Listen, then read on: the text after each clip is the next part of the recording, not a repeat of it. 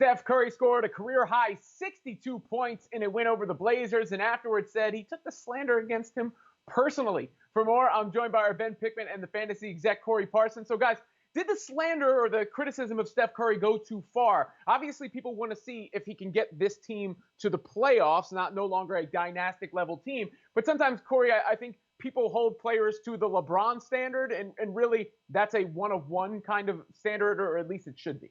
I think when you're Steph Curry, you have to look at it as a situation where is the slander going too far? Not necessarily, because players like Steph Curry are going to get this kind of slander. When they were going through the core of their run, you got to look at a guy shooting threes, turning it away from the basket, shimmying up the court. So when people see a chink in your armor, especially on social media, they're definitely going to go for it. But when you just look at what Steph Curry has done, you know what I mean? He was the guy, the catalyst of the greatest dynasty in NBA history. You look at a player who's won multiple MVPs, multiple championships. The core of that Golden State Warrior franchise that won all those championships was not Kevin Durant.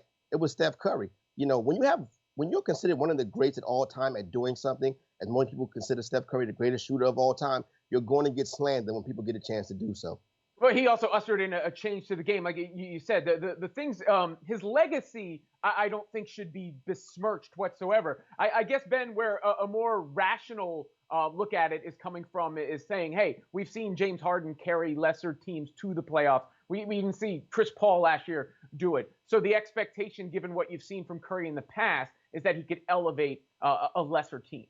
Right, and I think one of the things we'll have to wrestle with this year is is Curry capable of bringing a bad team up to a good level, or is he really the kind of player who takes a good team and makes them elite, right? And I think that's one of the kind of questions we'll have to weigh this year. Did the slander go too far? I mean, I think absolutely, and I think Isaiah Thomas, you know, the veteran Isaiah Thomas, the guard, he put it really nicely on Twitter yesterday, right, when he said that Stephen Curry changed the game at every level of basketball, and he got out in front of this 60-point game, right? And so maybe we should give IT some credit and have him tweet about Stephen Curry and back him up multiple times, because Curry will go off for 62 points again and again and again.